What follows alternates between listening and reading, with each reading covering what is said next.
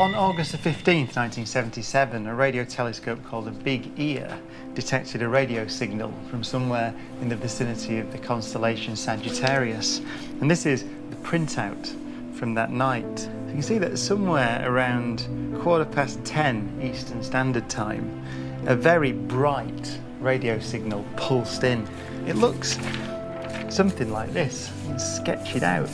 It was a pulse with a width of around 72 seconds, and the peak intensity, the peak brightness, was over 30 times the brightness of the background radio emission from the galaxy. So it's fascinating.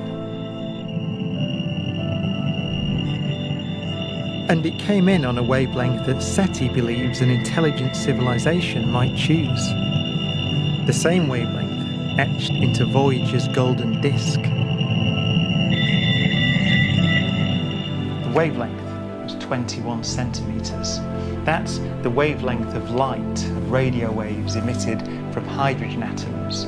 So the whole sky glows at that wavelength. And back in the 1950s, radio astronomers speculated that if an alien civilization wanted to communicate with us, then they might well choose that very special, natural wavelength to send their message.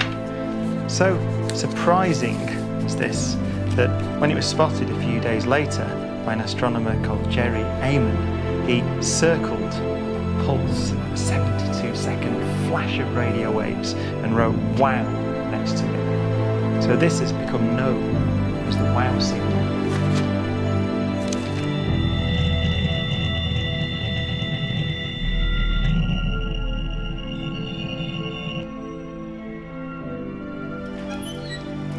Today, over 35 years after the WOW signal was detected, there's still no satisfactory explanation. It doesn't seem to have been local, a military signal or a satellite, and indeed nobody's supposed to transmit at the hydrogen line frequency. It's reserved for radio astronomy. But scientific results have to be repeatable, and even though we've turned our telescopes in the direction of Sagittarius many times since, nobody has ever heard anything. So I suppose it has to remain just an interesting anomaly.